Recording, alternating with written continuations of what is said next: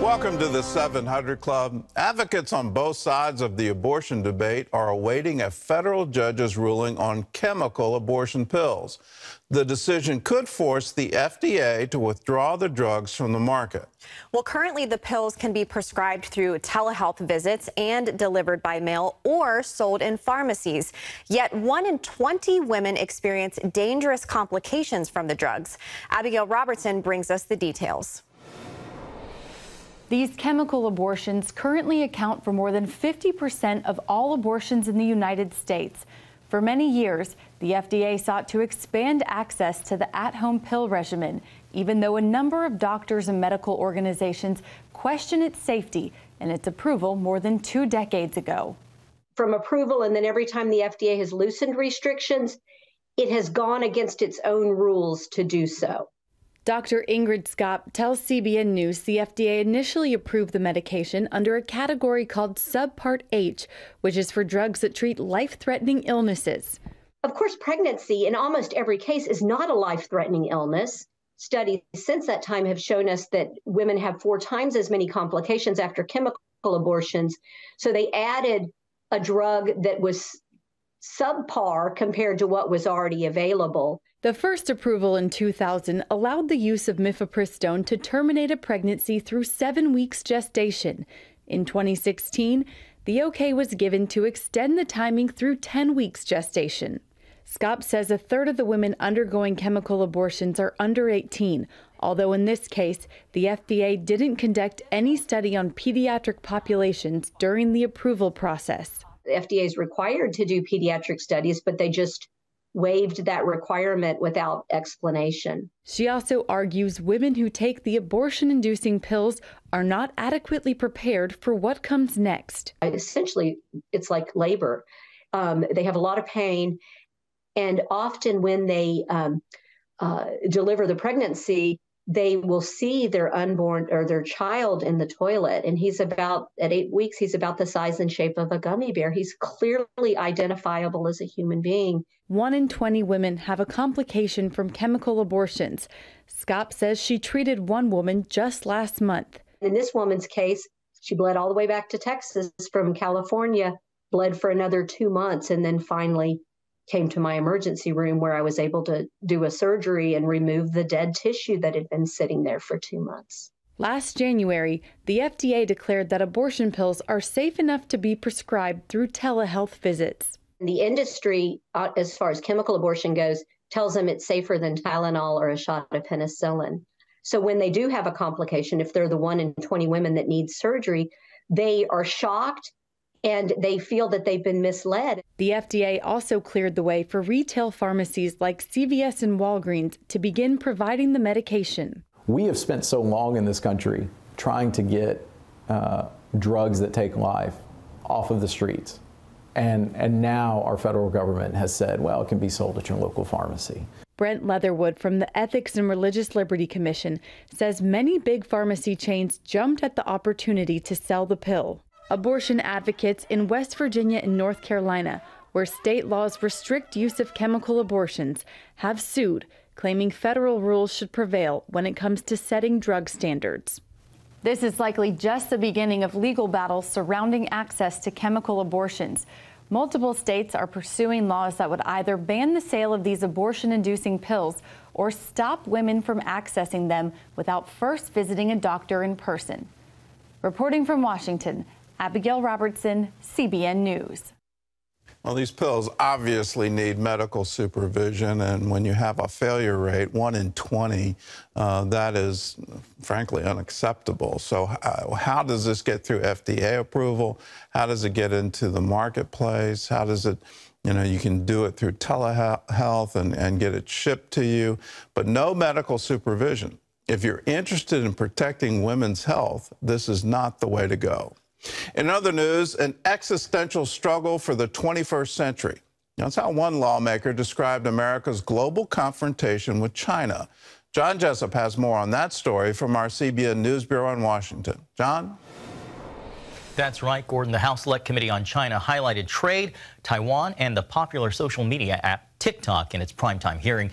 Just hours earlier, FBI Director Christopher Wray said a China lab leak may have caused the COVID pandemic. CBN's Charlene Aaron has more. In its first public hearing, lawmakers on the newly formed Select Committee pointed out rising threats from China. This is an existential struggle over what life will look like in the 21st century. The hearing came at a time of heightened tensions between the U.S. and Beijing. Former Trump National Security Advisor H.R. McMaster warned that the next 2 years could be a dangerous time between China and Taiwan. There's a Taiwanese election in 2024. It's not going to be good, I think, from the view of Xi Jinping. The hearing came on the heels of FBI Director Christopher Wray's comments about China's role in the origin of the COVID-19 pandemic. The FBI has for quite some time now assessed that the origins of the pandemic are most likely a potential lab incident in Wuhan, adding that China is interfering with investigations into a possible leak. I will just make the observation that the Chinese government, seems to me, has been doing its best to try to thwart and obfuscate the work here. The U.S. Energy Department assesses that the virus most likely came from a Chinese lab leak, according to the Wall Street Journal. The Energy Department oversees many U.S. national laboratories, and some of them conduct biological research. The White House insisted Monday that there is not a consensus within the U.S. government about the origins of COVID-19. There is not a consensus right now in the U.S. government about exactly how COVID started. There is just not an intelligence community consensus. The committee also heard testimony on China's threat to the U.S. economy, as well as security concerns surrounding China's social media app, TikTok. It gives the Chinese Communist Party the ability to manipulate our social discourse, the news. The committee is encouraging Congress to get busy passing laws to counter China's influence in this legislative session.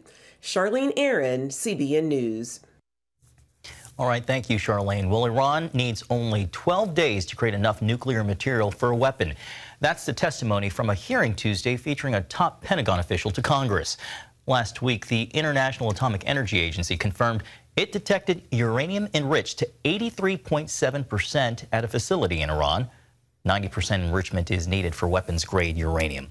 Well, victims of the earthquakes in Turkey are suffering from overwhelming grief and trauma, all while they're still lacking basic necessities like clean drinking water. CBN's Brody Carter shows us how Operation Blessing engineers treated a local well to bring health and hope to the region of Hatay. $34 billion. That's the estimate from the World Bank of how much damage was done here in the country of Turkey. It could cost twice that to rebuild. But these piles of rubble, they tell much more of a story, more meaningful than just a dollar sign. It was like the end of the world. We thought that we would die. It was difficult. That day the earth shook will likely be a point of conversation here for years to come. In one moment, 10,000 worlds collapsed.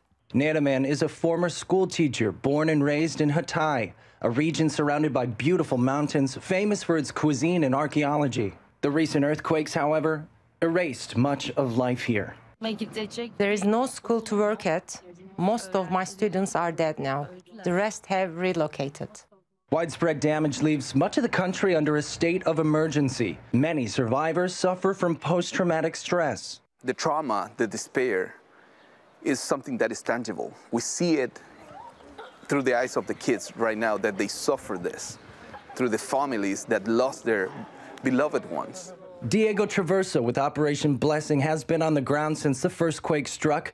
The base of operations in this Hatay village has been a refuge for people who have nothing. And people have seen this love, the tangible love, through a hot meal, through water, through a medicine, and through our just listening to them, just sitting with them and sharing and listening them over and over. Fresh water, very pure. Using reverse osmosis, OB's water engineer Jose Esquer is now able to purify up to 300 gallons of water per day from the local well, replacing the short-term solution of water bottles. OB plans to allocate necessary resources to share clean water throughout the region. We need it.